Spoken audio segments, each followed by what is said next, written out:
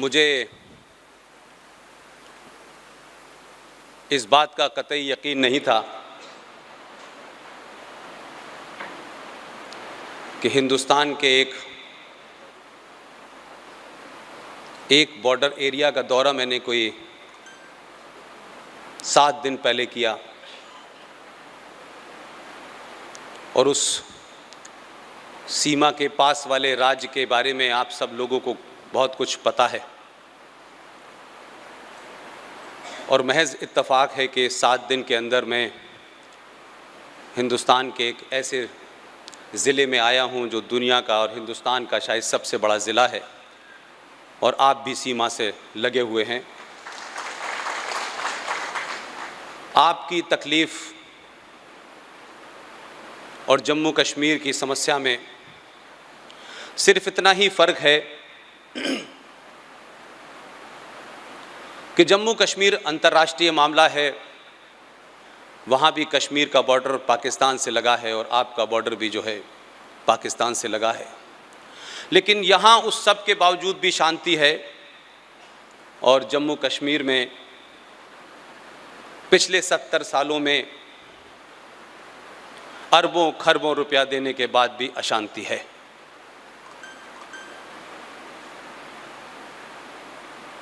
मैं ये नहीं जानता कि मैं ऐसी क्या बात कह रहा हूँ। हमारे साथ जो एक साइलेंट टीम काम कर रही है, उन लोगों को रोज़ आप टेलीविज़न पे देखते हैं, चाहे वो मेजर जनरल जी.डी. बख्शी हों, R.S.N. सिंह साहब हों, सुशील पंडित हों, ललित अंबरदार हों, कैप्टन सिकंदर रिजवी हों। लेकिन मैं टेलीविज़न में इसलिए नहीं आता कि उसी प्रोफेशन में कोई मैं 26 साल रहा हूं।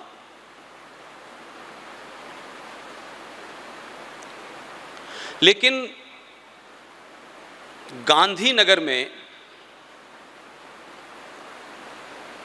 मुझे इस शहर के इतने प्रबुद्ध लोग, इतने मुअज़्ज़िज़ लोग, इतने दानिश्वर लोग, जब मैं सुबह जहाज़ में था तो कहा गया कि बाहर की गर्मी का तापमान 45 डिग्री है। इस 45 डिग्री टेम्परेचर में मुझे सुनने के बाद आपको कुछ भी भौतिक रूप से प्राप्त होने वाला नहीं है।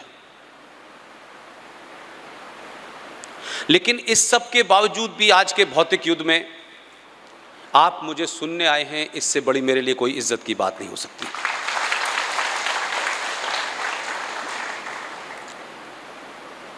आखिर वो कौन सी बातें हैं जिन्हें हम सुनना पिछले 70 साल से नहीं चाहते थे? वो हमारे मन पे थी, हमारी ज़बान पे नहीं थी। क्या सत्ताओं के बदलने से समाज बदलता है या समाज में कोई साइलेंट क्रांति होती रहती है, उससे सत्ताएं बदलती हैं? मुझे ऐसा लगता है कि जो मेरे दिल में है वही आपके दिल में है और इसीलिए मैं जब दिल्ली से चला था तो इस शहर के बारे में मुझे कुछ भी नहीं पता था, बल्कि जब अहमदाबाद से चला तो जिस हेलीकॉप्टर से मैं यहाँ आया, मुझे बहुत ही ज़्यादा शक होने लगा कि ये सच में कोई ठीक ठाक लोग रहते भी हैं कि कहीं कोई गाँव में मुझे ले जा रहा है। क्योंकि अमूमन जहाज़ों में आगे और पीछे के गेट से चढ़ते हैं, लेकिन जो जहाज़ मुझे लाया है उसमें सिर्फ पीछे से एंट्री थी और पीछे से ही एग्जिट था।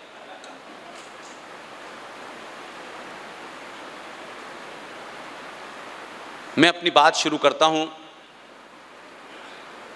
एक बात और कहना चाहता हूं मैं, और वो गांधी धाम के लोगों से ज़्यादा देश भर के उन लोगों के बारे में है जो लोग हमारी पूरी टीम की स्पीचेस सुनते हैं, उनको अपने छोटे छोटे यूट्यूब चैनल पर डालते हैं, उनका इस्तेमाल करते हैं। हमने कभी किसी से कोई ऐतराज़ नहीं किया, क्योंकि हम YouTube को कोई कॉमर्शियल एक्टिविटी के लिए नहीं चला रहे। लेकिन मैं उन तमाम लोगों से कहना चाहता हूं कि अगर मेरी बातों से आप एक राय हैं, मेरी बात को आप आगे बढ़ाना चाहते हैं, GD बख्शी को बढ़ाना चाहते हैं, RSN को बढ़ाना चाहते हैं, सुशील पंडित को बढ़ाना चाहते हैं, तो एक मेरी विनती है उन तमाम लोगों से, क्या आपको लगता है शायद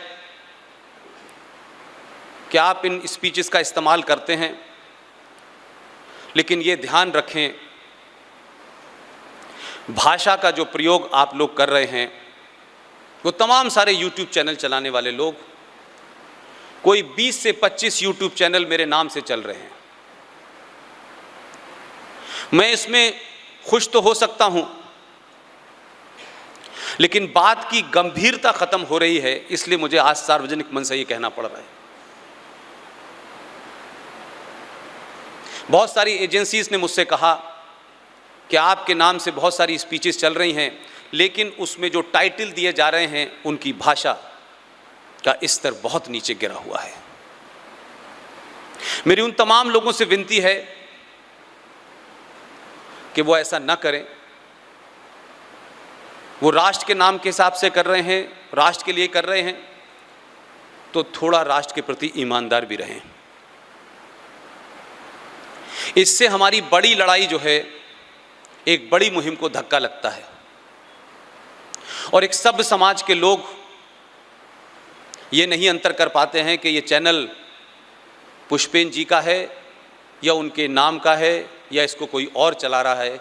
इसलिए मैं आज सार्वजनिक मंच से उन लोगों से विनती करता हूं जो इन चैनलों को चला रहे हैं और उसको चलाने की होड़ में ऐसी भाषा जो शायद हम अकेले में भी नहीं बोलते हैं, उसमें इस्तेमाल की जा रही है। आपको चाहे कश्मीर पे कुछ जानने की इच्छा हो, भारत के अंदर की चुनौतियां हो, बाहर की चुनौतियां हो, इस्लाम हो, कुरान हो, हदीस हो, शरिया हो, इन सब पे जानने के लिए जो लोग भी भारत में इन मामलात पे बोल रहे हैं, उसके लिए सिर्फ एक ही चैनल है और उसमें न कुछ हम एडिट करते हैं, न हम कुछ उसमें एडिशन करते हैं, न सब्सट्रैक्ट करते हैं। उस चैनल का नाम है पब्लिक 24/7। इसके अलावा जितने भी चैनल लोग चला रहे हैं वो फेक तो हैं, लेकिन साथ में वो बड़ा अनर्थ कर रहे हैं।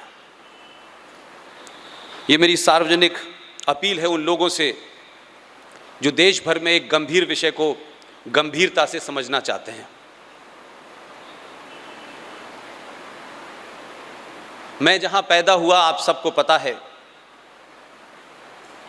आपने जो विषय रखा है, ये विषय मुझे समझता हूं कि भारत में 70 साल से कभी एड्रेस नहीं किया गया, और जब भी इसको एड्रेस करने की कोशिश की गई तो इसको एक ऐसे तरीके से किया गया कि जैसे भारत को सारी चुनौतियां बाहर से हों, सीमा पार से हों, और भारत के अंदर कोई चुनौती ही नहीं है। क्योंकि जब भी इन विषयों पर बोला जाता था तो या तो सरकार का पक्ष होता था या विपक्ष का तर्क होता था। लेकिन पिछले 10 या 12 साल से देश भर में जो लोग न सत्ता की दौड़ में हैं, न व्यवस्था के अंदर किसी पद पाने की दौड़ में हैं, जिन्होंने अपने जीवन के जो भी इनिंग थी वो पूरी खेली है, और अब वो ईमानदारी के साथ बगैर किसी एम्बिशन के इस देश के अंदर जो आंतरिक चुनौतियां हैं, जो बाहर की चुनौतियों से 1000 गुना खतरनाक हैं, उससे आगाह कराने के लिए लोग बाहर आ गए हैं। लिहाजा हम में से किसी को पॉलिटिकल करेक्ट, किस पार्टी के फेवर में जाएगा, किस पार्टी के फेवर में नहीं जाएगा, कौन अच्छा है कौन बुरा है, हम लोगों का एक ही एजेंडा है, जो सच है वो उसको बता दो, और सच को फैक्ट के साथ बताओ, रेफरेंस के साथ बताओ, घटनाओं की एग्जाम्पल देके बताओ, ताकि आज का युवा कंफ्यूज न हो। कुछ विषय पे इस देश में कभी चर्चा नहीं की, या चर्चा करने से यह देश डरता रहा, और डर के पीछे 2 बड़े कारण जो मुझे लगते हैं। एक तो आपको उनकी भाषा उनकी ज़बान, उनकी किताब, उनका इतिहास, उनका धर्म, जिसे वो धर्म कहते हैं, उसके बारे में आपको शायद या इस देश को कुछ पता नहीं था। हमारे देश में जितने भी ऐसे नैरेटिव बनाए गए, वो पॉलिटिकली तो पार्टियों को सूट करते थे सत्ता में आने के लिए, लेकिन उन झूठ को धीरे धीरे इतना बोला गया कि समाज को लगने लगा कि यही सत्य है। यानी जो लोग उसको छुपाना चाहते थे, जो लोग उससे आपको दूर रखना चाहते थे, जो उन षड्यंत्रों और साजिशों को के ऊपर पर्दा डालना चाहते थे, उसे भारत की राजनीति ने पिछले 70 साल से उसकी मदद की। और उस मदद का नतीजा यह है कि आज भारत, ये मैं नहीं कह रहा, ये भारत की खुफिया एजेंसी के रिटायर्ड लोग, रॉ से निकले हुए लोग, और हमारा पिछले 25-26 साल से समाज में इंटरेक्शन ये बताता है कि ये देश गृह युद्ध के कगार पे खड़ा हुआ है। और हम इसको आंख बंद करके ये कहें कि नहीं, ऐसा नहीं है, सब कुछ ठीक चल रहा है, सबका साथ सबका विकास हो रहा है, ऐसा कतई नहीं है। ये गृह युद्ध, ये देश की चुनौतियां इसलिए नहीं है कि लोगों को सड़कें नहीं मिल रही थी, कि चंद्रयान मंगल ग्रह पर नहीं जा रहा था, कि हवाई जहाज की सेवा खराब थी। ये एक सतत प्रक्रिया है। कुछ सरकार आती है, कुछ तेज तरीके से करती हैं, कुछ स्लो करती हैं, कुछ ज़्यादा भ्रष्टाचार करती हैं, कुछ कम करती हैं, कुछ बिल्कुल नहीं करती, लेकिन ये चलता रहता है सिलसिला। लेकिन कोई भी देश और कोई भी सरकार, दुनिया की कोई सरकार, आप यूरोप से लेकर सबका अध्ययन करें कि सरकारें अपने देश की सीमाओं की कैसे रक्षा हो, आपकी संस्कृति की कैसे रक्षा हो, आपका जो यकीन है, जो अकीदा है, उसको कैसे बचाया जाए, जो चुनौतियां हैं उसको कैसे समाप्त किया जाए, इन कामों के लिए आती है। हम 70 साल में जिस ट्रेंड को देख रहे हैं कि हमारे यहां अब सत्ता में बैठने की प्रवृत्ति इतनी जबरदस्त हो गई है कि सुप्रीम कोर्ट जब यह कहता है कि भारत में 5 करोड़ मुसलमान बांग्लादेशी इल्लीगल बसे हुए हैं, तो 70 साल में इस विषय पे न तो समाज बोलता है, न प्रोफेसर साहब बोलते हैं, न अखबार का एडिटर बोलता है, न एक्टिविस्ट बोलते हैं। एक खामोशी के साथ उस बात को चुप, देश चुप, समाज चुप, सरकार चुप। और जब आप चुप रहते हैं तो आप थोड़ा सा फ्लैशबैक में जाएं। जब यह समस्या 10-15 साल पहले बांग्लादेशी मुसलमानों को लेकर के थी भारत में, तो कोई उग्र प्रदर्शन होते मैंने नहीं देखा।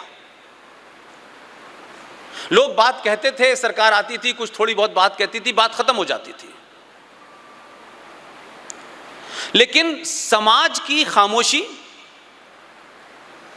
और राजनीतिक दलों के वोट की भूख ने इन मुद्दों पे बोलने की कभी जुर्रत नहीं की। तो जो लोग आंतरिक तौर पे और जो बाहरी तौर पर आपके खतरे थे कि जब आप चुप रहे तो बांग्लादेशी मुसलमानों का मामला ठंडा पड़ गया।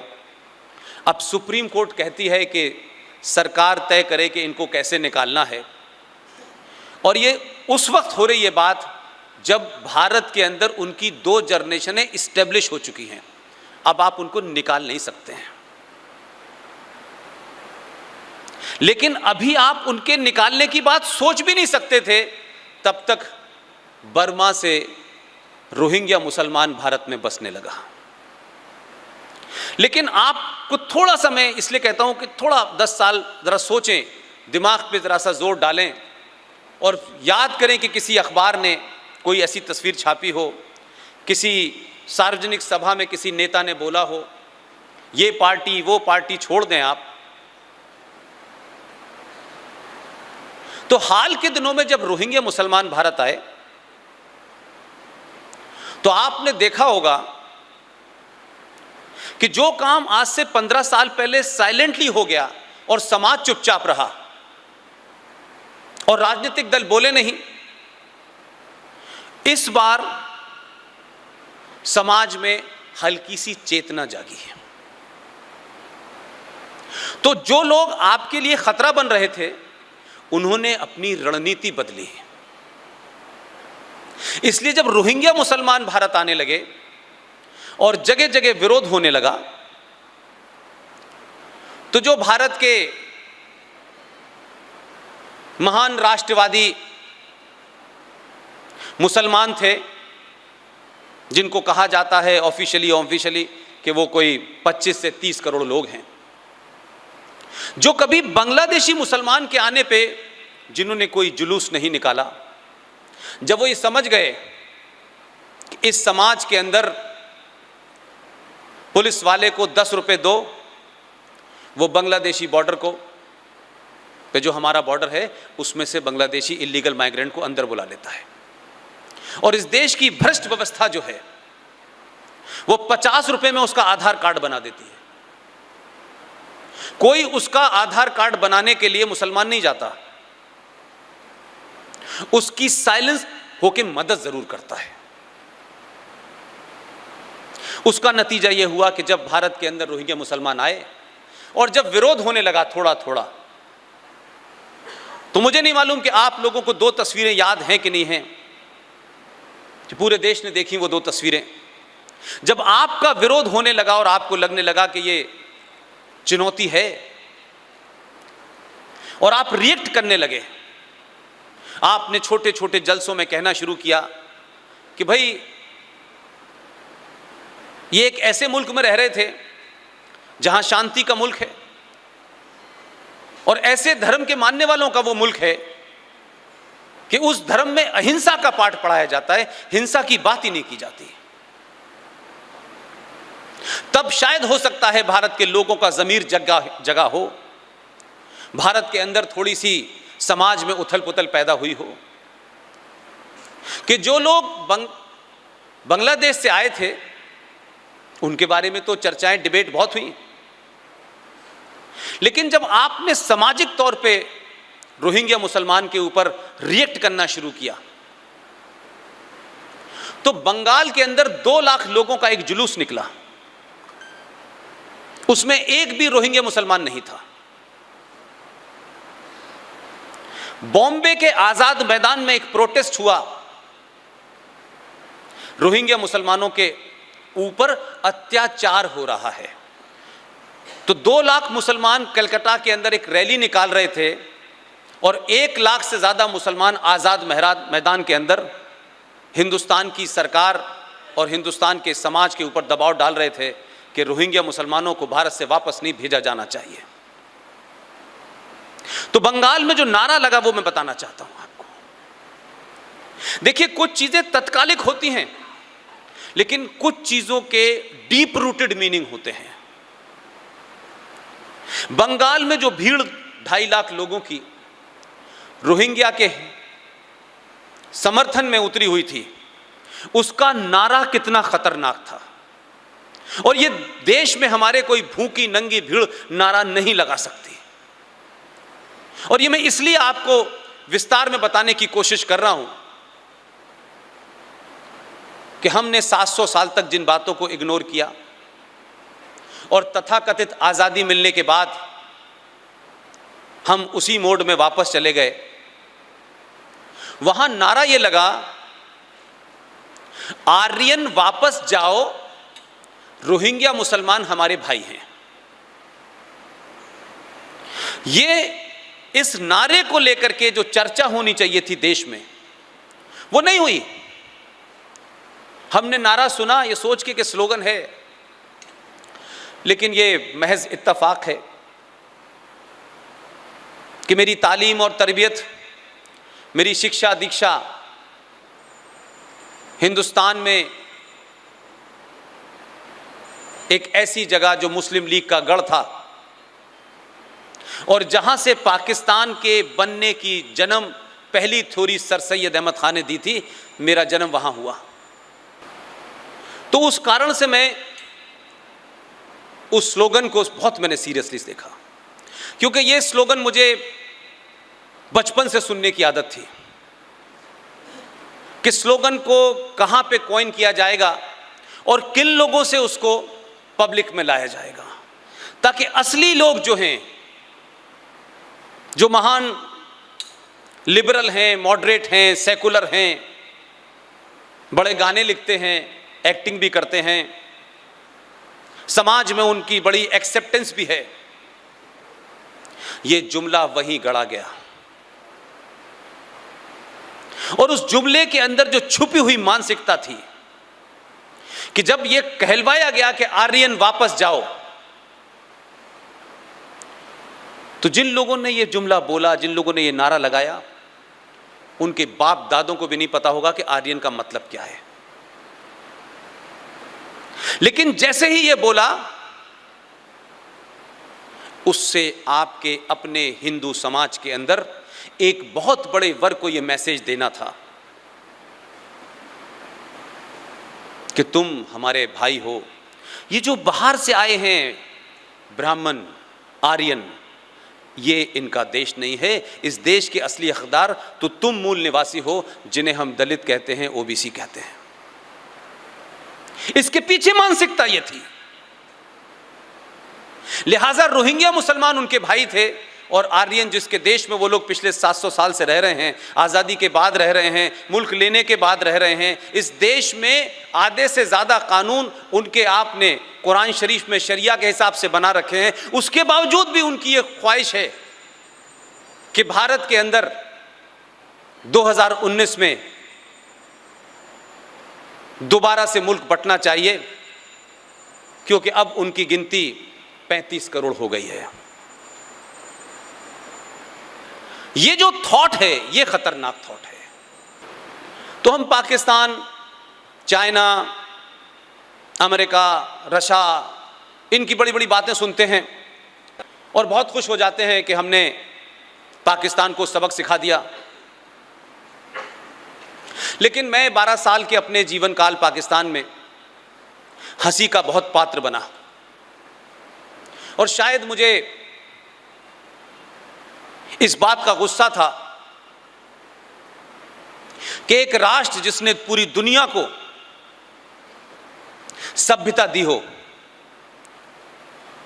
पूरी दुनिया में लोहा अपने ज्ञान का मनवाया हो, जहां चाणक्य जैसे लोग पैदा हुए हों, उसको एक छोटा सा 4 राज्यों का देश जो बौना राज्य है, वो आपके बराबर में आके खड़ा हो जाता है। और हम ये मानते हैं कि भारत की सबसे बड़ी समस्या पाकिस्तान है। पाकिस्तान की न ज्योग्राफिकली, न पॉलिटिकली, न इकोनॉमिकली हैसियत नहीं है। आपके घर में रखे हुए डस्टबिन से ज्यादा पाकिस्तान की कोई हैसियत नहीं है। लेकिन दुख इस बात का है कि 5000 साल पुरानी सभ्यता के लोगों ने उस डस्टबिन को अपने बेडरूम में रख लिया है और सुबह से लेकर शाम तक पाकिस्तान, पाकिस्तान, पाकिस्तान, पाकिस्तान। जिस पाकिस्तान के पास और जिस सभ्यता की बात, क्योंकि पाकिस्तान में तो ये यकीन है लोगों को कि पाकिस्तान को जिन्ना साहब ने नहीं बनाया है, कतई नहीं बनाया है। पाकिस्तान को अल्लाह मियां ने बनाया है और किसी खास मकसद के लिए बनाया है। और वो सभ्यता जो 632 में मोहम्मद साहब के जाने के बाद पूरी दुनिया में फैली, उस सभ्यता ने, उस मजहब ने 1400 साल में दुनिया की किसी सिविलाइजेशन को एक सुई बना के नहीं दी। और वो पूरी दुनिया के अंदर एक ऐसी आइडियोलॉजी को, एक ऐसी सोच को जिसमें सिर्फ वायलेंस है, सिर्फ वायलेंस है। वो कहते हैं कि Islam is the religion of peace, पूरी दुनिया में फैला दिया है। इससे बढ़िया तो कोका कोला की भी मार्केटिंग नहीं हुई होगी। लेकिन हम सब ये गा रहे हैं, उस नैरेटिव को चला रहे हैं आगे। अब तो कुछ संगठनों को भी लगने लगा है जो एक लंबे समय से लड़ाई लड़ रहे थे, अब तो उनके भी बड़े बड़े ओहदेदार ये कहते हैं कि पूरी दुनिया में इस्लाम शांति का संदेश दे रहा है। मुझे नहीं पता यूरोप का कौन सा ऐसा मुल्क है जहां शांति स्थापित है। सब 57 देश हैं इस्लाम के, उसमें किसी में शांति स्थापित हो। और आपके देश में सिर्फ एक राज्य है जहां 70% मुसलमान रहते हैं संवैधानिक तौर पे, जिनका संविधान अलग है, जिनके कानून अलग हैं। वो भारत के अंदर, रिपब्लिक भारत के अंदर, सेकुलर भारत के अंदर एक 2 नेशन थ्योरी को जन्म देने वाला राज्य बन चुका है। उसके बाद वहां जो भी कुछ हो रहा है, उसके बाद भी हम कह रहे हैं कि इस्लाम शांति का धर्म है। तो मुझे लगता है कि हमने अपनी आंखों पे पट्टी बांध ली है क्या?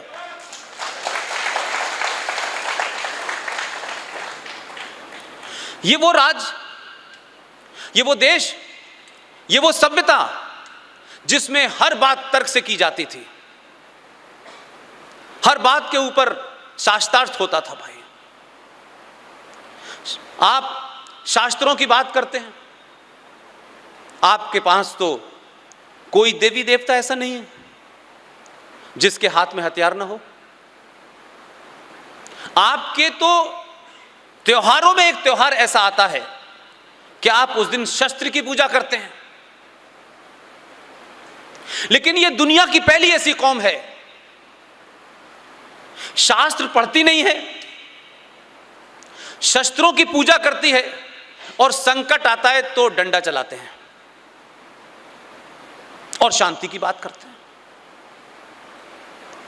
हम 5000 साल पुरानी सभ्यता के आदर्शों में रहते हुए आज के इस्लामिक आतंकवाद का मुकाबला नहीं कर सकते। आपको सच्चाई को एक्सेप्ट करना पड़ेगा, आपको अपने दोस्त खोने होंगे, समाज में सबसे तारीफ कराने का आपका जो ख्वाब है उसको छोड़ना पड़ेगा, अगर आप राष्ट्र के प्रति 1% भी वफादार हैं तो। यह नहीं हो सकता कि राष्ट्रवाद के नाम पर हम भारत माता का 50 बार जोर जोर से गुणगान करें, नारे लगाएं। यह तो सबसे आसान काम है। ये जो बार बार लोग मुझसे पूछते हैं, सवाल खड़े करते हैं कि आप बताइए, मैं राष्ट्र के लिए जान देना चाहता हूं। मेरी उन सब से विनती है जो यहां हैं, जो बाद में सुनेंगे, मुझे एक भी आदमी भारत में ऐसा नहीं चाहिए जो राष्ट्र के लिए अपनी जान देना चाहता हो। एक भी नहीं चाहिए मुझे। मैं उन लोगों का स्वागत करना चाहता हूं जो राष्ट्र के नाम पे किसी की जान ले सके।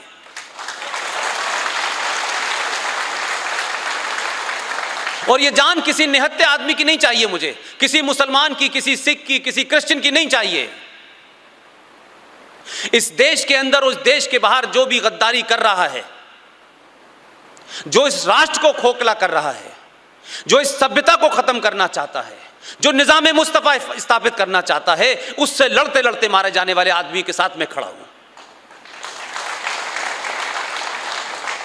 हम इस नैरेटिव को कहेंगे तो समाज में होगा, देखिए साहब वायलेंस की बात कर रहे हैं, देखिए दीवार बांटने की बात कर रहे हैं। तो आपने तो 700 साल पहले भी बांटने की बात नहीं कही थी। आपने तो 700 साल पहले भी सबसे कहा आप भी आ जाइए, हम सबका स्वागत करते हैं। और आधुनिक भारत में, आजाद भारत में आज भी 27 देशों के इलीगल माइग्रेंट रह रहे हैं इस देश के अंदर। इस देश में तो सरकारें एग्जाइल में चल रही हैं, हम तब भी कुछ नहीं कह पाए। 700 साल तक नहीं कहा, 70 साल से चुप रहे, और आज स्थिति यह आ गई है कि शायद आप लोग गांधी धाम में बैठे हुए हैं। सुबह बड़ी तादाद में बहुत सारे लोग एयरपोर्ट गए, बहुत सारे बुके भी उन्होंने दिए, लेकिन उन्होंने ही मुझे बताया कि किस तरीके से आपके बॉर्डर एरियाज में आपकी गिनती जैसे ही कम हुई, आपने पलायन करना शुरू कर दिया। और इस बात को समझिएगा, मैं फिर कह रहा हूं कि जो कुछ कश्मीर में हो रहा है, यह भारत के राष्ट्रवादियों की आंखें खोलने के लिए इससे बड़ी दूसरी मिसाल नहीं मिलती। क्योंकि आपको लगता है आप गांधी धाम में हैं, मुझे लगता है उत्तर प्रदेश में हैं, चेन्नई वाले कहते हैं यहां तो कुछ नहीं हो रहा। मैंने कहा इंतजार कीजिए, जाइए पाकिस्तान के शहर लाहौर के अंदर, 1935 में वहां की जो किताबें हैं, वो जो अखबार हैं, उनको पढ़िए।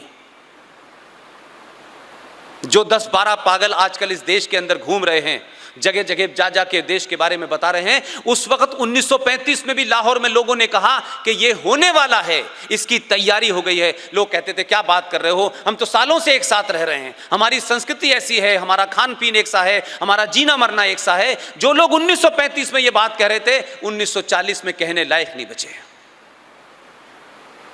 उनका नामो निशान मिट गया। आपने 1935 से नहीं सीखा, आपने 1947 से नहीं सीखा, इसलिए जम्मू कश्मीर में 19 जनवरी 1990 को इसी देश के मूल निवासी कश्यप ऋषभ की संतानें, जिनका असली हकदार थे कश्मीर में, रात के अंधेरे में मस्जिदों का, कुरान का हवाला दे देकर आपने कत्लो गारत की, और 5.5 लाख कश्मीरी हिंदू पंडितों को आपने कश्मीर से बाहर निकाल दिया। इस देश में एक धरना प्रदर्शन नहीं हुआ, क्योंकि यह कश्मीर की समस्या थी। और अब उनके बसाने के लिए मन्नतें की जा रही हैं, जो वहां के मूल निवासी थे, हजारों साल की उनकी सभ्यता थी। वो बेचारे जो कल तक बड़े करोड़पति थे, आप दिल्ली जाते हैं, दिल्ली में दिल्ली हाट के सामने एक आईएनए बाजार लगा हुआ है।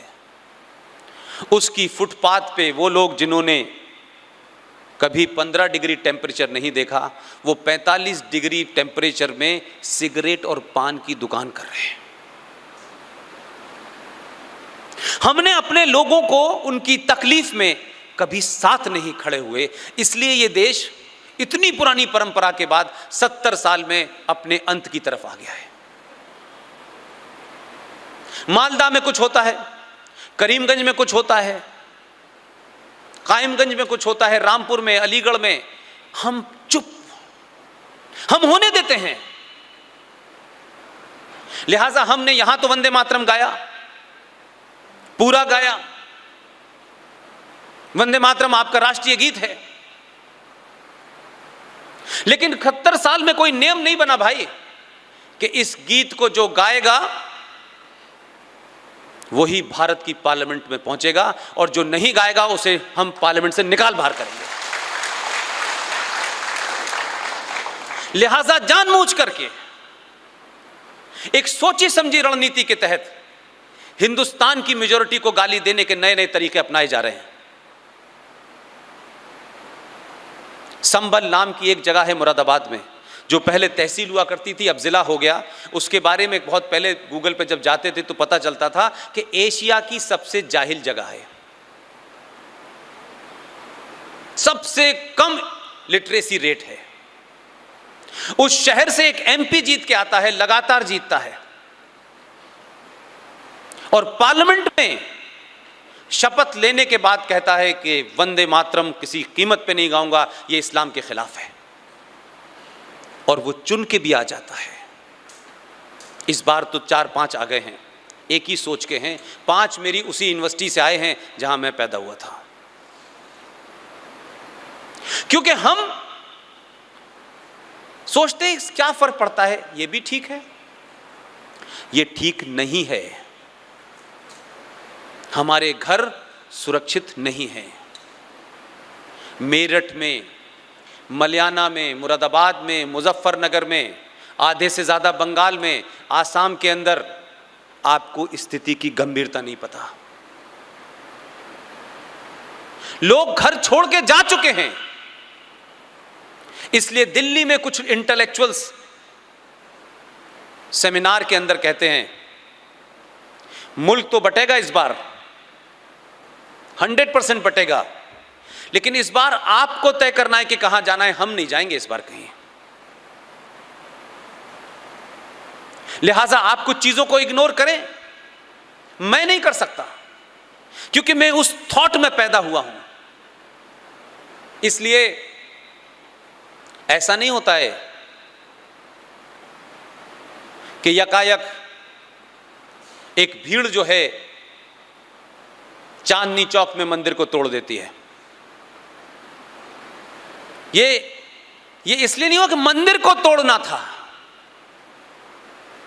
ये देश भर में जो हंगामा मचा हुआ है, आप सबको लगता होगा ये घटनाएं हैं। मैं नहीं मालूम कि मैं कितने समय तक जीवित रहूंगा, लेकिन हम सब के सामने जो मैं कह रहा हूं आपको 5 साल बाद पता चलेगा। एक संकट पैदा किया जा रहा है इस देश में, क्योंकि जो लोग ये चाहते थे कि ये सरकार ना आए, सरकारों का विरोध हो सकता है, सरकार से विरोध हर एक को करना चाहिए अगर विरोध का मामला है, लेकिन सरकार की आड़ में जो लोग देश का विरोध कर रहे हैं और देश के खिलाफ हैं, मैं उनके खिलाफ हूं। आपको कोई पसंद है, नहीं नापसंद है, ये आपकी चॉइस है, आपका अधिकार है, लेकिन आप बॉलीवुड से लेकर के राष्ट्रपति, उपराष्ट्रपति, खिलाड़ी, म्यूजिशियन, जुडिशरी, पॉलिटिशियन, आईएएस और पीसीएस एक ही जबान में वही बात कह रहे हैं जो पंचर जोड़ने वाला कह रहा है।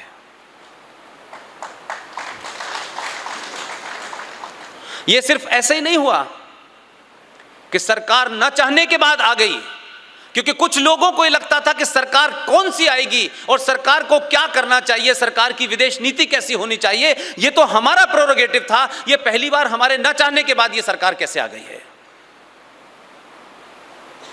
इसलिए आपके इंटरनल पॉलिटिक्स के लिए कितनी बड़ी चुनौती है कि आपकी विदेश नीति कम्युनल ग्राउंड पर तय की जा रही है। एक राज्य भारत सरकार को यह निर्देश देता है कि आपको पाकिस्तान से बातचीत करनी चाहिए। एक राज्य जिसका जीडीपी में कंट्रीब्यूशन 0 है, जो भारत में हिंदुस्तान के 90% हिंदू के टैक्स से पलता है, वो कहता है भारत की नीति क्या होनी चाहिए। क्यों हमने ऐसे लोगों को मजबूत होने दिया? लिहाजा आपकी सरकारों ने 20-25 साल तक इजराइल से संबंध बनाए, लेकिन सार्वजनिक नहीं किए, क्योंकि सार्वजनिक करने से यहां के जो राष्ट्रवादी मुसलमान हैं वो नाराज हो जाएंगे, क्योंकि उनके लिए राष्ट्र की परिकल्पना कुछ और है और मेरे लिए कुछ और है। क्योंकि हम उस चीज को जानते नहीं हैं, इसलिए हम खुद ही गलत गलत नैरेटिव बनाते हैं और अपने और इस देश के दुश्मनों को मजबूत करते हैं। इस्लाम राष्ट्र में बिलीव नहीं करता। इस्लाम में नेशन स्टेट का कंसेप्ट नहीं है। इस्लाम में उम्मा का कंसेप्ट है कि अगर कोई मुसलमान गांधीनगर में रह रहा है और मंगल ग्रह पे कोई दूसरा मुसलमान रह रहा है, उसका पहला फर्ज है कि मंगल ग्रह के मुसलमान की तकलीफ को पहले समझे। अगर उसके साथ कोई रामलाल श्यामलाल रह रहे हैं, वो उसका मुल्की भाई तो हो सकता है, हम वतन तो हो सकता है, उसकी तकलीफ के प्रति चिंता करना उसकी जिम्मेदारी नहीं है। कि इस्लाम के अंदर दुनिया में जहां भी उम्मा रह रही है, जहां भी मुसलमान रह रहा है, उसकी चिंता, उसके प्रति अपनी वफादारी वो पहले है। इसलिए 2 लैंड हैं, एक फादरलैंड है और एक होली लैंड है। तो उसको वफादारी होली लैंड पे होनी है, फादरलैंड पे नहीं होनी है। इसमें तो वो रह रहा है। इसलिए एक कंसेप्ट है इस्लाम के अंदर, दारुल हरब और दारुल इस्लाम। दारुल हरब उसे कहते हैं जहां मुसलमान रह रहे हो लेकिन रूलर मुसलमान ना हो, और दारुल इस्लाम उस जगह को कहते हैं जहां रूलर मुसलमान होता है, जहां शरिया से मुल्क चलता है, जहां किताब से चलता है, जहां हदीस से चलता है। कुछ लोगों की ख्वाहिश है, क्योंकि बड़े नारे, अब तो टेलीविजन है, सारी चीजें आपके पास हैं। जम्मू कश्मीर में इस सरकार और इस सरकार से पहले की सरकारों ने, जो सरकार आती है वो जम्मू कश्मीर में सबसे पहले तो पैकेज देती है, क्योंकि वो देश के साथ रह रहे हैं, बड़ा एहसान कर रहे हैं हमारे ऊपर, तो उसको पैकेज दिया जाता है। लेकिन उस पैकेज के बाद वो करते क्या हैं? वो भारत को टर्म डिक्टेट करते हैं। भारत की आर्मी, जो दुनिया की सुपीरियर आर्मी है, उसे आपकी केंद्र सरकारें अपने पॉलिटिकल एजेंडे के लिए कहती हैं कि हमने तुम्हें खुली छूट दे दी है, लेकिन हाथ बांध दिए पीछे से। और जब एक फौजी पत्थरों से मरता है तो पूरे राष्ट्र के मॉरल पे असर पड़ता है। कहीं दुनिया में नहीं आपने देखा होगा उसके अपने देश के नागरिक अपनी फौज को मारने पे जश्न मनाते हों, और जिस राज्य की नेता उन मारने वालों के लिए, जो फौज को मारते हैं, जो भारत की माइट को, जो भारत की प्रभुसत्ता को उस राज्य में स्थापित करने में सिर्फ वो फौज नजर आती हो, उसके मारने वालों से अपील की जाती हो कि अगर आप हथियार रख देंगे तो आपको जम्मू कश्मीर राज्य की सरकार 12 लाख रुपए की एफडी कराएगी, ताकि आपका जीवन नॉर्मल हो जाए। जो फौजी मर रहा है उसका तो 1 लाख रुपए का भी एफडी नहीं होता। जो हथियार उठा के भारत की माइट को चैलेंज कर रहा है, भारत की प्रभुसत्ता के खिलाफ है, संविधान के खिलाफ है, अदालतों के खिलाफ है, भारत के आइडिया में बिलीव नहीं करता है, एक पड़ोसी राज्य में मिलने की वकालत करता है, उसको 12 लाख रुपए की एफडी करके उसके जीवन को नॉर्मल बनाया जाता है। तो मुझे बता दीजिए कि इस देश में कोई फौज में जाने में यकीन करेगा या नहीं करेगा, या आतंकवादी बनेगा? हम किस किस्म का नैरेटिव पैदा करना चाहते हैं? हमने 70 साल में कैसा देश बनाया भाई? हरियाणा का कोई गांव नहीं है, कोई गांव हरियाणा का ऐसा नहीं है जिसके घर का फौजी कश्मीर में न मारा गया हो। हम बहुत जोर जोर से चिल्लाते हैं भारत माता की जय, और तमाम बातें होती हैं, पूरे देश देखता है कि कैसे फौजियों की लाशें आती हैं, उनके गरीब गांव में जाते हैं, लाश दफन हो जाती है, बात खत्म हो जाती है, मंत्री संतरी जाता है, फिर कोई ये पूछ नहीं जाता कि उस घर का चूल्हा कैसे जलेगा। लेकिन इसी देश में एक सरकार है जो ये चिंता करती है कि मारा है जिसने फौजी को, उसके घर के आदमी को नौकरी भी दी जाएगी सरकार में, और 12 लाख रुपए की एफडी भी की जाएगी। कभी इस समाज ने इसके बारे में सवाल नहीं पूछा? इस पे कोई चिंतन मनन नहीं हुआ?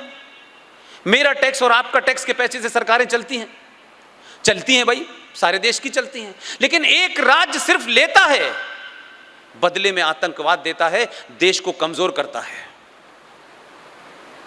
कोई राजनीति में आए, ये आए, वो करें, ये करें, मुझे उसमें कोई दो राय नहीं है। सरकार चलाने का अपना काम होता है भाई। सरकारें जिनको आप चुन के भेजते हैं, उनसे आपकी अपेक्षा यह होती है कि जो मुद्दे सालों से नहीं सॉल्व किए गए हैं, राष्ट्र हित में वो तय होने चाहिए, वो किसी पार्टी वार्टी के हित में तय नहीं होने चाहिए। आप कश्मीर में किसी के साथ सरकार बनाए न बनाए कोई फर्क नहीं पड़ता, सरकारें 70 साल से बन रही हैं, लेकिन समस्या वैसी की वैसे ही है। इससे पहले भी सरकार बनी थी, एक नारा दिया गया, कश्मीरियत, जमहूरियत और इंसानियत। ऐसा लगता है कि देश के 29 राज्यों को न इंसानियत की जरूरत है, न जमहूरियत की जरूरत है, सिर्फ कश्मीरियों को जरूरत है, इसके अलावा किसी को जरूरत ही नहीं है। और जितना आप उनको दे रहे हैं उतना ही रिटर्न होकर के सिर्फ लाशें आते मैंने देखा है। मैंने नहीं देखा कि दिल्ली के अंदर कोई आया हो और उसने कोई ऐसी बात की हो कि हम ये माने कि देखिए साहब ये कश्मीरी लोग हैं। और अब तो आपके सियासतदान, आपके जो पॉलिटिशियन है कश्मीर के, वो कश्मीर में तो निजाम मुस्तफा चाहते हैं, शरीयत लागू करते हैं 2007 में, लेकिन दिल्ली की तरफ ट्रेन पकड़ते ही कहते हैं कि हमें सेकुलरिज्म चाहिए।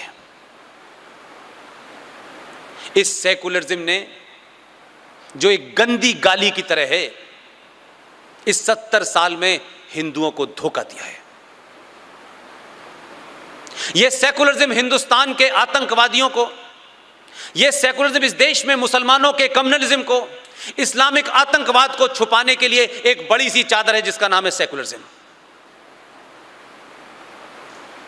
आप जब तक इस सेकुलरिज्म को एक्सपोज करेंगे तो लोग आपको राइट विंगर कहेंगे, लोग आपको आरएसएस का कहेंगे, विश्व हिंदू परिषद का कहेंगे, तरह तरह के तबकों से आपको नवाजेंगे। लेकिन मैं फिर एक बात कहता हूं, कितने भी आप पे आरोप लगे, बात सही कहिएगा। और आरोप लगा कौन रहा है? जिनका पूरा माजी और पूरी शख्सियत खून में डूबी हुई है, वो आप पे आरोप लगा रहे हैं। ऐसे आरोप लगाने वालों से मेरे तमखे बढ़ जाते हैं, घटते नहीं हैं। सच बोलिए, सच का सामना कीजिए।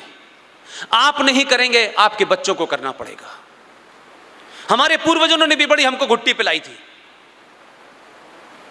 हम इस डुगडुगी में चल रहे हैं, सबका साथ, सबका विकास, हिंदू मुस्लिम भाई भाई, गंगा जमुना तहजीब, ये सुनते सुनते बड़े हो गए। अगर इस देश में हिंदू और मुसलमानों ने अंग्रेजों के खिलाफ साझा लड़ाई लड़ी थी और एजेंडा भारत को आजाद कराना था, तो कैसे हुआ भाई? एक लंबी लड़ाई तो आपने साझा लड़ी, मिलके लड़ी, ये बताया जा रहा है। लेकिन जब लड़ाई का रिजल्ट आने वाला था तो आपने कहा हमें अपना मुल्क चाहिए मजहब के नाम पे। आपको क्या मिला? क्या भारत का हिंदू, क्या भारत के सनातन संस्कृति वाले लोग इस देश को लड़ाई इसलिए लड़ रहे थे कि जब यह देश आजाद होगा तो इसके 2 टुकड़े कर दिए जाएंगे और मजहब के नाम पे इसका बंटवारा होगा? लेकिन जिन्होंने मजहब के नाम पे बंटवारा किया वहां तक भी ठीक था, भाई चलिए बात खत्म हो गई। लेकिन हम पटेल साहब को याद करते हैं, उनका बड़ा नाम लेते हैं, लेकिन पटेल साहब और गोपाल अयंगर की जो डिस्कशन है उस वक्त का मुसलमान लीडरों से, जब भारत के अंदर पाकिस्तान बन चुका था और पाकिस्तान के लीडर जा चुके थे, तो भारत के मुसलमान अयंगर गोपाल अयंगर से क्या कह रहे थे और सरदार पटेल से क्या कह रहे थे और सरदार पटेल ने क्या जवाब दिया, यह कभी चर्चा का विषय नहीं बना। मेरा दुख यह है कि हमने भी सेलेक्टिव हिस्ट्री पढ़ी, हमने भी पटेल को सेलेक्टिव पढ़ा, हमने भी मौलाना आजाद की जामा मस्जिद के ऊपर तकरीर को कुछ गलत तरीके से पढ़ लिया, क्योंकि समझदारी हमारी उर्दू की थी नहीं और बिटवीन द लाइंस क्या कन्वे किया जा रहा था यह समझ नहीं आया हमको।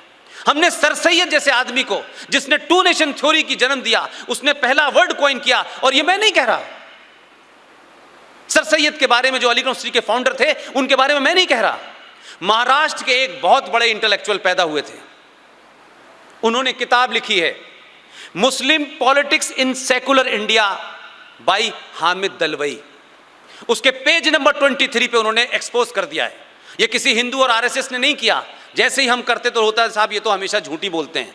हामिद दलवई साहब ने बताया कि सर सैयद क्या चीज थे,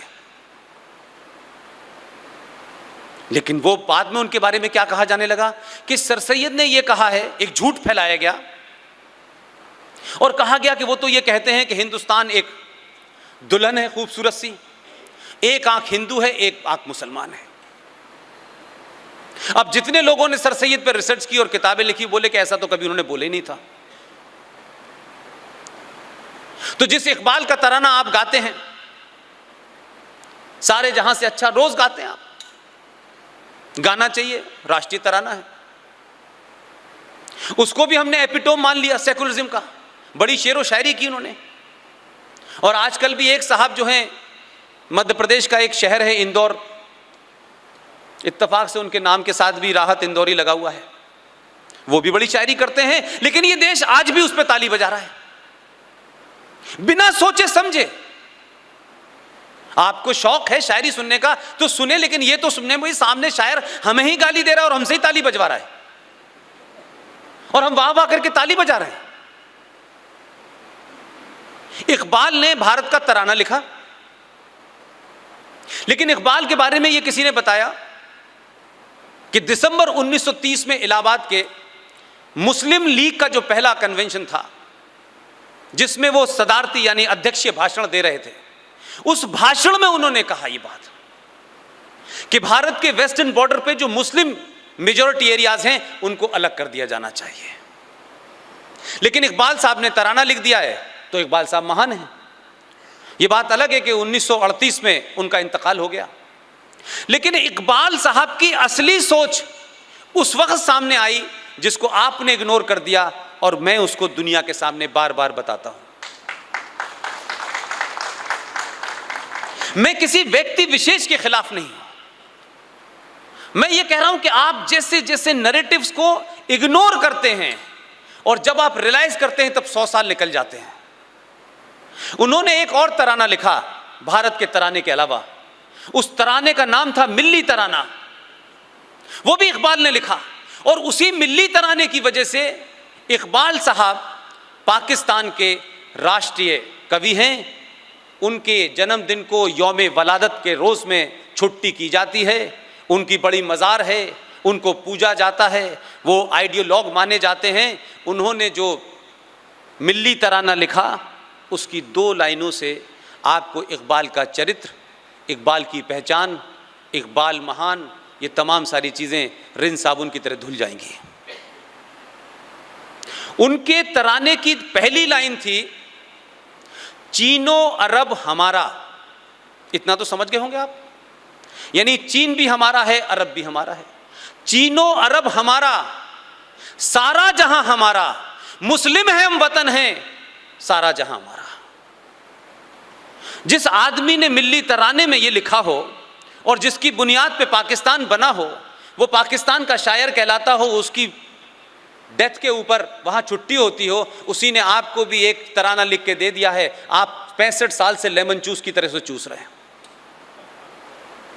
आपके पास अपने लोगों का लिखा हुआ तराना नहीं है, क्योंकि जो आपके अपने लोगों ने तराना लिखा था, उस सेकुलर सरकार को लगा कि ऐसी चीज़ों को हमें प्रमोट करने से राइट विंगर मजबूत होंगे, क्योंकि उनको जिन लोगों का वोट चाहिए था, सत्ता में रहना था, तो आपके इतिहास और आपके संविधान में वो चीज़ें ऐड कर दी गई, बाकी निकाल दी गई। हम संविधान को सुबह से शाम सर पे लेके घूम रहे हैं। घूमना चाहिए, अच्छा है बुरा है, संविधान है। मैं तो जैसा भी है उसके लिए भी उसको आत्मसात करने के लिए तैयार हूं, लेकिन ईमानदारी से जो इसमें लिखा है उसको भी तो बताओ ना यार। तुम तो इस संविधान के साथ भी झूठ बोल रहे हो। मुझे नहीं पता आप में से कितने लोगों को पता होगा, बहुत सारे बुजुर्ग लोग हैं, क्या किसी ने संविधान की ओरिजिनल कॉपी देखी है? कोई हाथ उठा के बताए किसी ने देखी है? क्या उस ओरिजिनल संविधान की कॉपी मार्केट में मिलती है आज? क्यों नहीं मिलेगी भाई? हर साल भारत सरकार को संविधान की एक कॉपी जारी करनी होती है। वो लाइब्रेरी के लिए होती है कि हमने इस संविधान में कितनी छेड़छाड़ की, कितनी नहीं की, किसको बदला, किसको हटाया। ओरिजिनल कॉपी आपको अगर लेनी है तो किसी मेंबर ऑफ पार्लियामेंट की रिकमेंडेशन से आप लोकसभा से ले सकते हैं। मैं ये बात सिर्फ इसलिए नहीं कह रहा कि उसमें उससे कोई बहुत बड़ा अनर्थ हो गया है। मैं ये कह रहा हूं कि 1947 में भी बहुत सारे लोग ये जानते थे कि भारत 5000 साल पुरानी सभ्यता का देश है, वो दिखना चाहिए। उन्होंने पूरी कोशिश की, लेकिन सत्ता पे ऐसे बौने लोग बैठे हुए थे कि उनको लगा कि ये पॉलिटिकली सत्ता में रहने के लिए करेक्ट नहीं है। तो संविधान को अगर आप खोलेंगे, ओरिजिनल संविधान के पहले पन्ने पे भगवान राम सीता जी और लक्ष्मण जी की तस्वीर बनी हुई है। उसी संविधान में शिवाजी की तस्वीर बनी हुई है। उसी संविधान में गुरु नानक की बनी हुई है। लेकिन यह किसको सूट नहीं कर रहा था? क्या आपने संविधान, जिसमें ये ओरिजिनल डॉक्यूमेंट है, जिस पे ओरिजिनल साइन हो रहे हैं उस समय की संविधान सभा के लोगों के, जब आपने इसकी फोटोकॉपी और नया एडिशन छापना शुरू किया तो आपने तस्वीरों को हटा दिया। उस वक्त तो संविधान सभा में कोई आरएसएस और जनसंघ का आदमी नहीं था। लेकिन इस देश के लोगों को अपने इतिहास का बोध ना हो, अपनी परंपराओं और अपनी सिविलाइजेशन का बोध ना हो, तो आपने चुपचाप से उनसे तमाम सारी तस्वीरें रिमूव कर दी और आपने उस संविधान को बिना तस्वीरों के बेचना शुरू करा, ताकि जनरेशन को पता ही नहीं चले कि अगर कुछ उस जमाने भी पूर्वज थे हमारे जो समझते थे, जिनको दिन में पता चले कि संविधान की जब कॉपी खोलें तो कम से कम इन आदर्शों को जब सामने रखेंगे तो कम से कम इस संविधान के साथ कोई ऐसी गद्दारी नहीं करेंगे। आपने 14 मई 1954 को भारत के संविधान के साथ जघन्य अपराध किया और अपराध को छुपाने की पूरी कोशिश की, और वो आज देश के लिए एक बड़ी चुनौती बना हुआ है। आप कहते हैं आंतरिक चुनौतियां, भारत के अंदर 1000 भी पाकिस्तान अगर भारत के बॉर्डर पे खड़े हो जाएं, चीन कितना भी महान हो जाए, मेरी 26 साल का एक्सपीरियंस ये कहता है वो बाल नहीं बांका बिगाड़ सकते हिंदुस्तान का। आप हार किस लिए रहे हैं?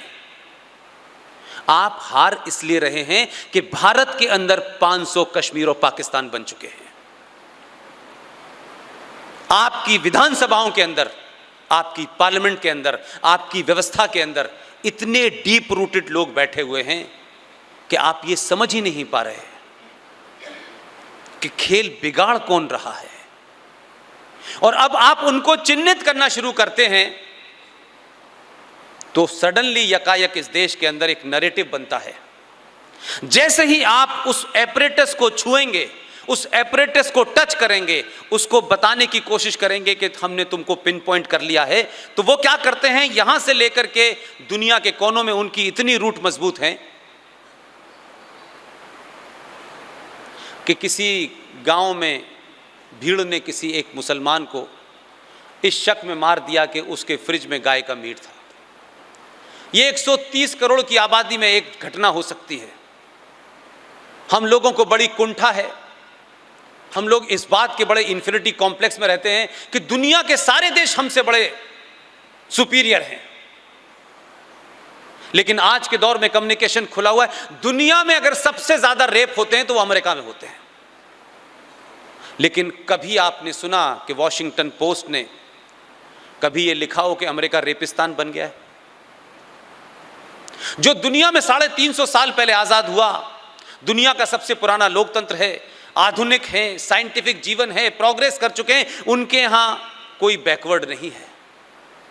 लेकिन रेपिस्तान भारत में एक घटना, जहां गरीबी है, भुखमरी है, जात पात है, रिलीजियस माइनॉरिटीज़ हैं, 1000 किस्म के झगड़े हैं, उसमें एक रेप होता है तो भारत के अंदर बड़ा बड़ा हेडलाइन बनता है कि ये रेपिस्तान बन चुका है।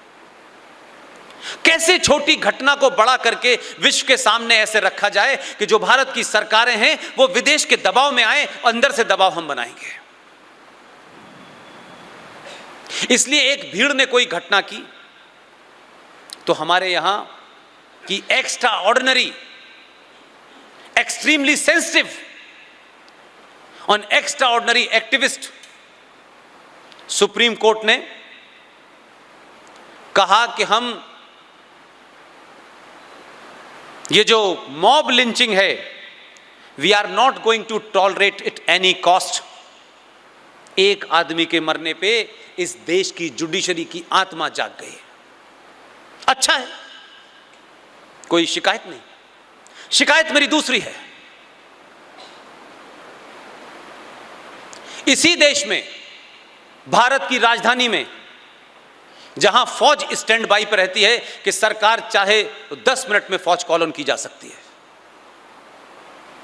उस दिल्ली के अंदर सरकार की नाक के नीचे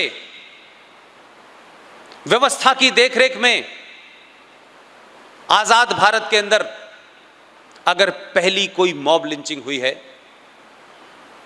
तो 1984 में इंदिरा गांधी की हत्या के बाद 3,500 सरदारों को दिल्ली के अंदर दौड़ा दौड़ा के मारा गया, टायर डाल के मारा गया, सड़क पे काट डाला, बच्चों को उछाल उछाल के मारा गया। लेकिन सुप्रीम कोर्ट की कोई हेडलाइन मुझे नहीं मिली, अखबार की कोई हेडलाइन नहीं मिली कि देश में मॉब लिंचिंग हुई है।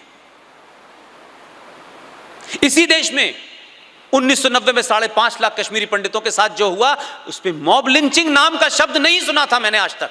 मुझे भी 26-27 साल हो गए इसी मीडिया के अंदर, कोई डिबेट नहीं मैंने सुनी।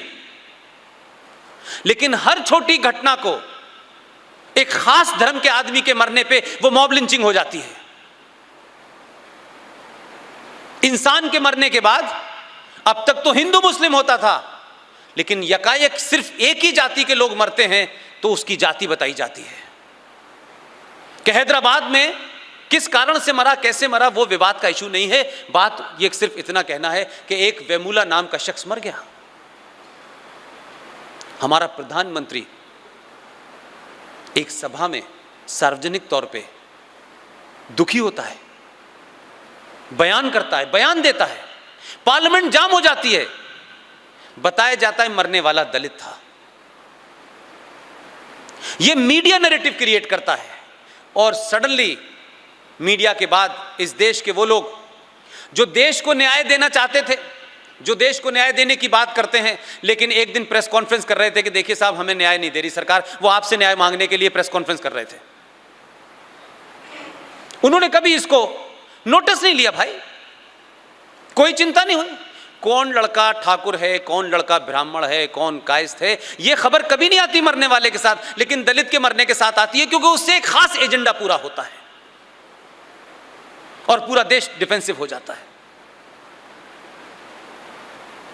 लिहाजा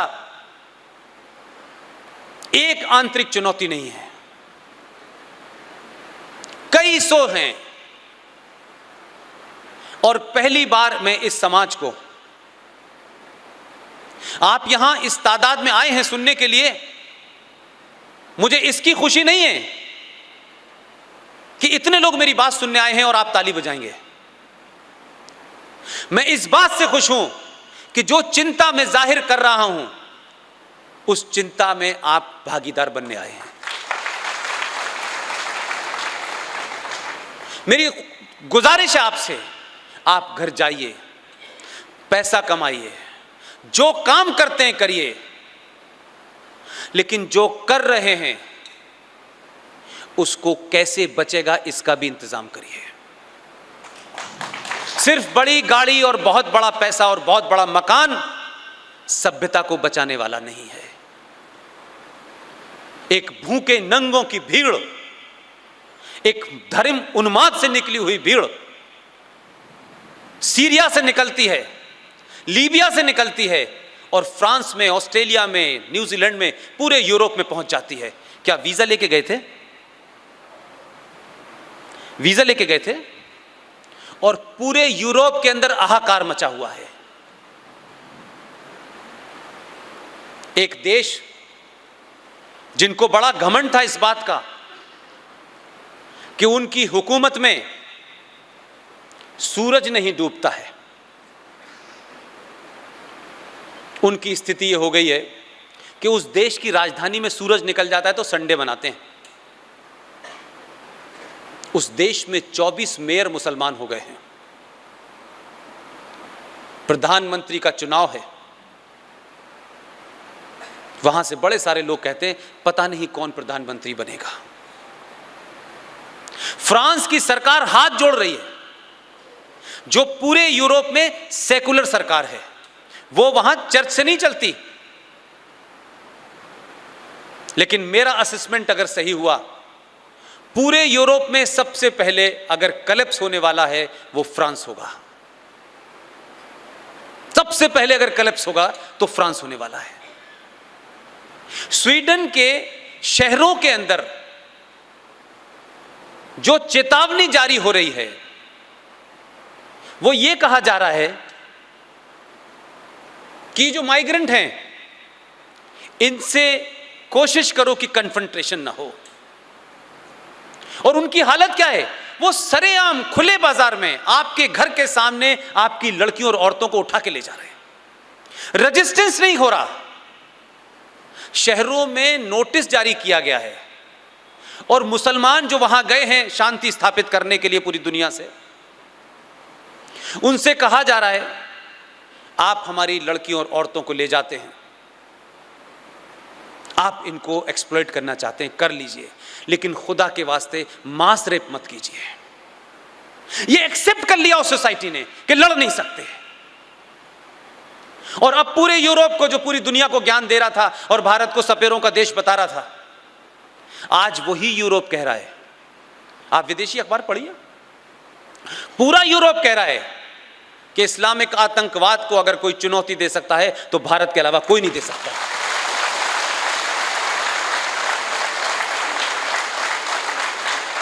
तो पहचानिए इस ताकत को, क्योंकि हमारे यहां है कि जब तक अंग्रेज और अंग्रेजी बोलने वाला आपको सर्टिफिकेट ना दे दे तब तक आपको मजा नहीं आता, क्योंकि जो नोबेल प्राइज विनर होता है वही महान होता है। भारत रत्न तो हमारे यहां बेचारे जो हैं वो गाने बजाने वाले लेते रहते, उनका कोई फर्क ही नहीं पड़ता, क्योंकि हम अपनी चीज की कीमत ही नहीं लगाते हैं।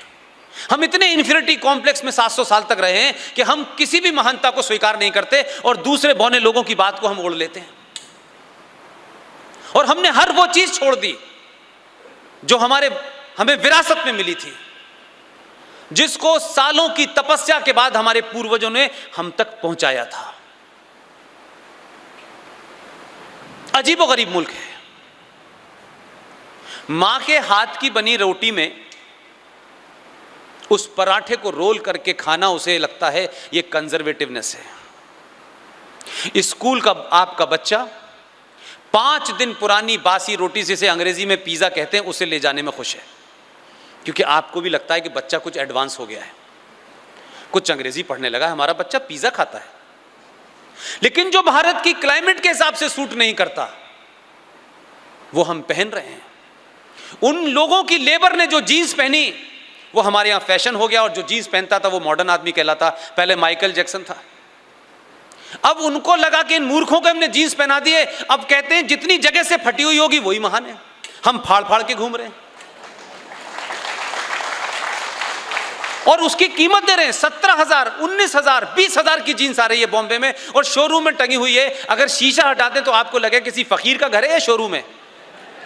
लेकिन ये हम कर रहे हैं बगैर ये जाने कि भाई हम किस सभ्यता की तरफ बढ़ रहे हैं, क्योंकि जो आप पहनते हैं, जो आप खाते हैं, जो सोचते हैं, वही आप करने लगते हैं।